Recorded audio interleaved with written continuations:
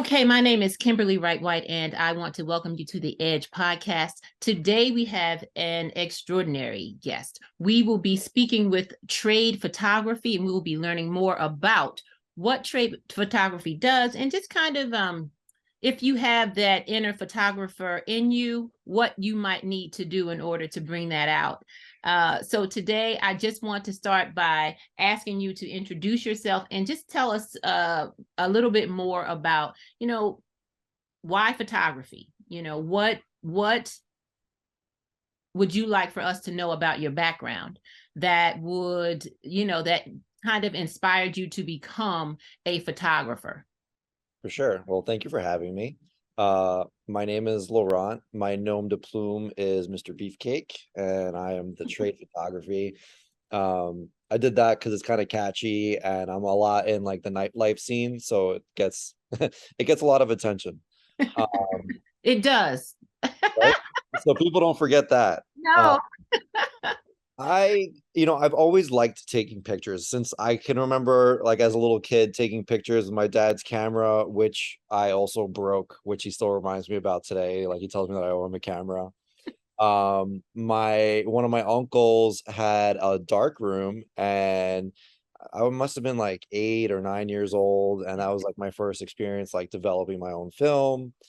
And I can't pinpoint exactly what it is, but I get a certain level of satisfaction when I catch like the moment. Like I do a lot of like I said, I do a lot of nightlife photography, so a lot of performers, drag queens, drag Mhm. artists, Yes. events.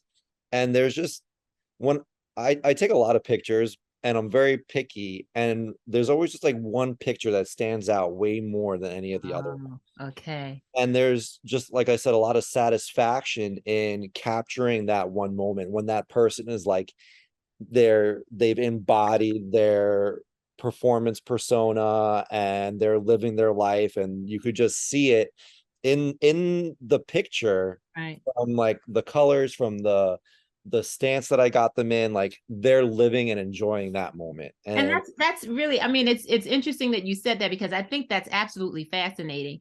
That leads me, to the next question that I was going to ask you, which was, how do you know when you have the shot? What is it that you look for? And you already touched on it, but I take pictures with my iPhone and I don't feel it. Sometimes it's like, maybe I got it. If the person's in the shot, I feel like I'm lucky. Or the object I was aiming for is in the shot, I'm like, oh, good job. So, it's interesting to hear from a professional standpoint, what is it that you see? How do you know that you've got, again, the shot? it it's also hard to pinpoint. Like I hear it a lot, like people tell me like, oh, you have such a good eye. Yeah. And You for do. I listen. I've seen your work. It is phenomenal. Thank you. So you've For got me, it. Whatever it for is, me, you have. it like I'm like, I don't know, I feel like it, and I know it's not, but it comes to me natural. Like I feel like it's common sense. Like someone takes a picture, like my sister will take a picture of like us in like a group photo, and I'm Uh-huh. just like, that's the angle that you chose, or She that sounds looks like good to me. Wait you. now. Wait. And it's just like I don't I I don't know exactly how to describe like the eye, but like obviously it varies per picture, it varies per subject, and it's really about capturing like the light at just the right time, capturing the angle at just the right time, and then capturing the expression at just the right moment also.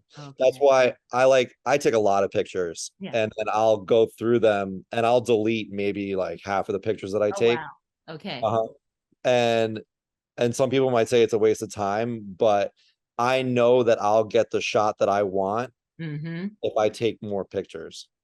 So I'd Makes rather just sense. do that. Statistically, that makes sense. Right. And now I'm sure you couldn't do that back in the day. So Yeah. I never really had to experience film photography too much. Mhm. I never got into it at a professional level until like recently. Okay. So Gotcha. when I was younger, it was just like I had disposable cameras, things Mm, like that, and like a picture didn't come out, it wasn't like a big deal. right. And now with digital photography, you could take thousands of photos in one Right. night and not, bat an eye. You don't have Right. to go to CVS to get it developed. And the beautiful thing about what you're saying is that it sounds very much so like it started off as kind of a hobby or a love, something that you loved to do because you just kind of naturally were drawn to it. Mhm. And if there are any listeners out there who have something, whether it's photography or whatever that they love to do, it seems to me as if you would be the poster child for definitely follow what you love to do, follow your dream. Yeah. Because, again, your work is absolutely off the charts. Thank you. So, to know that, I would think that you were formally trained from very, very young. So it sounds as if, again, you allowed something that was a passion of yours or a love of yours to morph into now, this great, great business. I think the trade photography, again, is, I'm getting in early, so I'm happy that I got to interview you early because the trade photography is going to be well known. I'm positive. I'm I just appreciate positive that. of it. And I've only been doing it professionally for a little over 2 years. Okay. And what pushed me to go from like just doing it as a hobby to Right. professionalism was, and I really have to attribute it to my fiance, and Yeah. because he's a performer, Yeah. and he started performing, and then for my birthday I just went out on a whim and Uh-huh. I bought a digital camera from Best Buy, and I was just like, Okay. let me start taking pictures of him because I know he's going to go really far. Okay. He's going to do really well, and Yeah. I want to be a part of that. I want to document it. Yeah. And so anytime he would go to a show, I would bring my camera and then I would Uh-huh. take pictures of him and I would take pictures of the other performers, and Yeah. everybody was just like, these are really good. Right. Do this Like slide professionally. those over. Make sure that's a part of my portfolio, right? Right. And then, and I kind of like shrugged it off. I was like, nah, I can't, I didn't go to school for this. I can't ask people to pay me to take pictures because I wasn't like formally trained. And then people were just like, Yes, no, you you can. absolutely can. Yeah. Yes, you can. And so, I did it with like local people. Yeah. And then by skill and I think a part of it is also personality because I think I'm very charming. I I think just so. I think so. I would I check was, that box. thank you. I was able to like network and Yeah. people just like with you and Mike, Yeah. I met you guys at a gig, Yeah. and then we've built like this fruitful relationship, and I appreciate Mike Absolutely. bringing me on every time he does. Yeah. Um, and like with Jersey City, I was taking pictures for Jersey City Pride, and then Yeah. for this upcoming one, I'm Yeah. probably going to be the lead photographer Oh, for Jersey wow. City Well, Pride. congrats. Thank you. Because, like you're saying, Mike and I, we definitely saw, we got pictures back and we were like, is that us? We look good. Like he did that. Your work is just tremendous, absolutely tremendous. And so, to hear again how you started, to hear what your journey has been and some of the questions that I think anybody would ask, like, can I really do this? Is this something that, I can pursue professionally? And 100% you are the consummate professional. Thank you. And, even when I look at the premise for this entire podcast is, living on the edge of, kind of like what you've been doing and what you may dream of doing or want to do. And taking things from the perspective of this is something that, learning is something that is experiential.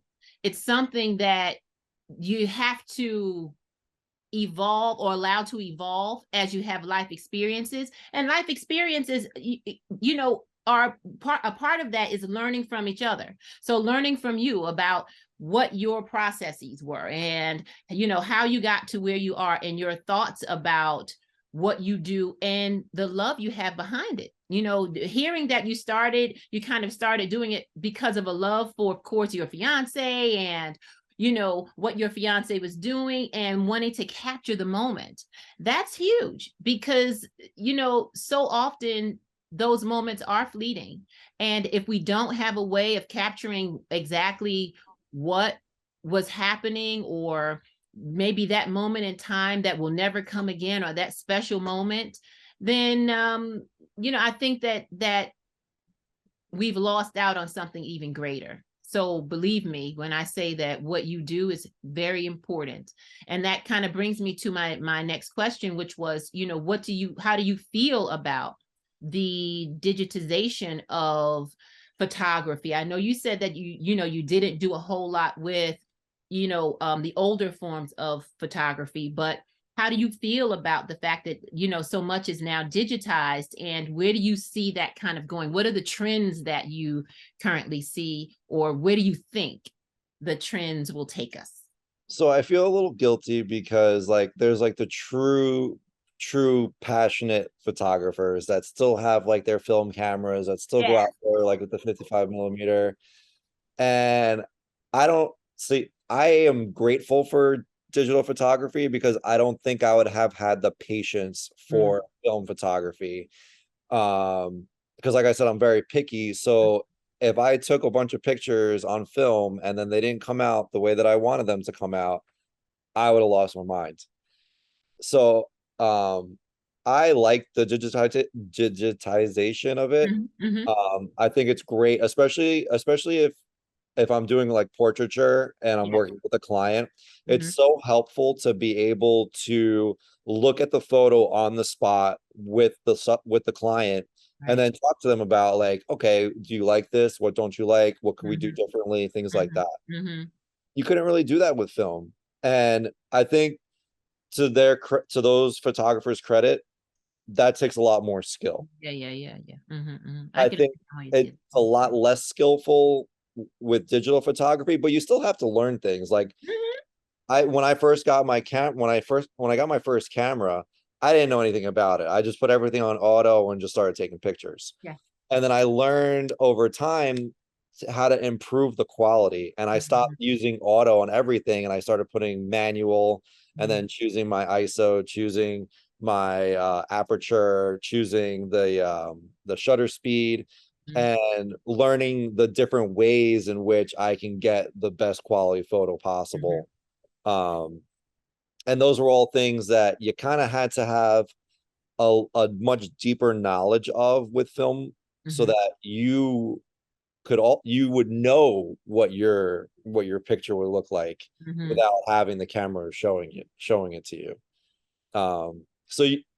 It's a little bit easier today, but you still have to have like an understanding of those aspects of the camera.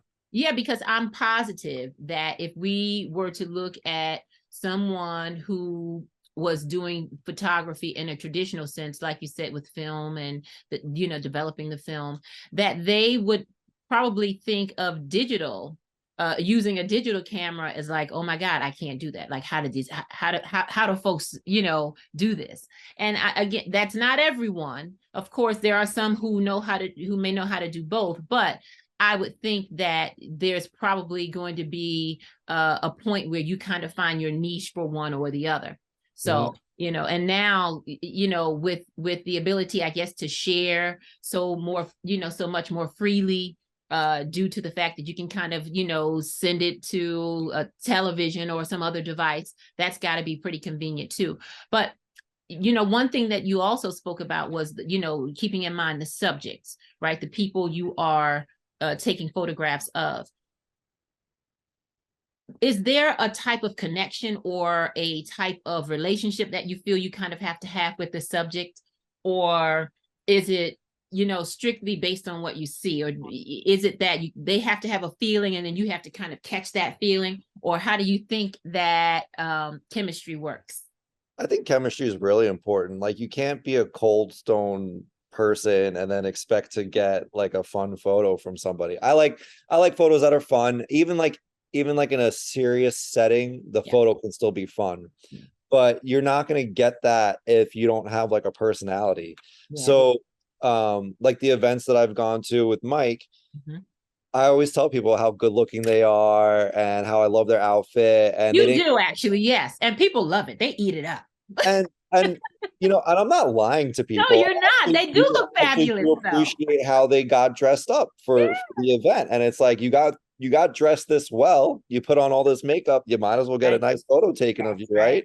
Yeah. And people appreciate that. And I think a lot of the times people are self-conscious about how they look in a photo. And Mm-hmm. I always tell clients who have that reservation, I'm like, we will find your shot. Yeah. Everybody, because I think in like a societal sense, Mm-hmm. we put a lot of emphasis on looks. Yep. And I think that it's not fair because everybody is beautiful in their own way. That's right. And a Yeah. photo can capture that beauty of that person. Yeah. And so I always tell people, don't think about how you look or what other people think how you should look. Right. Let's take the photo and enjoy it and have a good time. The more fun that you have doing the photo shoot, the better you're going to look in your photos, regardless of what other people may think. Yeah.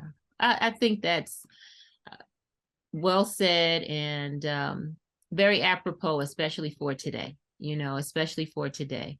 Beauty comes in all shapes, sizes, all colors and backgrounds. And so if we can capture that, however many ways we can, I think that's a beautiful thing. And that is the beauty of photography. And that is the beauty of people, professional people like yourself, who see that in everyone. Yeah. So I definitely want to say thank you to the Trade Photography, and Laurent for joining us today. And Laurent, is there anything you want to share with us before we sign off on the Edge? I just want to say, if photography is something that you love to do, it doesn't have to be on a professional level. You can love to do it and still accomplish like capturing that moment. That moment is for you. And you know, not and like on a professional level, I started with a $400 camera from Best Buy. It's a Canon Rebel T7. It was it's a great camera. It did the job that I needed it to do to start, and I built off of that. Mm-hmm. So it doesn't, and I get very gadget envy. So Mm-hmm. when I see people with fancy new toys, I want what I see. Right. So I'd always do my research on like, Mm-hmm. what do I want next and how is that going to improve my photography? Mm-hmm. And so now I used the camera that I bought to build up, and then I got a newer camera that's Mm-hmm. better for dark light and things like that, Mm-hmm. but start small and then you can go wherever you want to from there.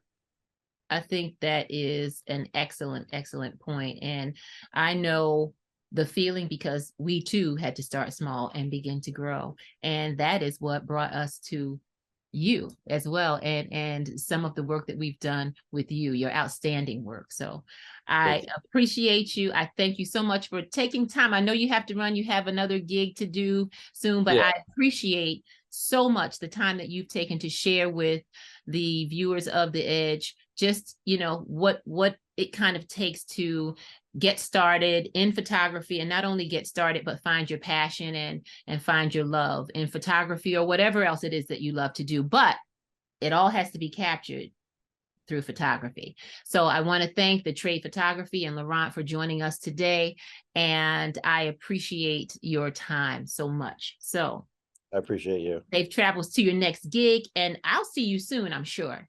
I hope so. We will see you next time on The Edge. All right. Thank you.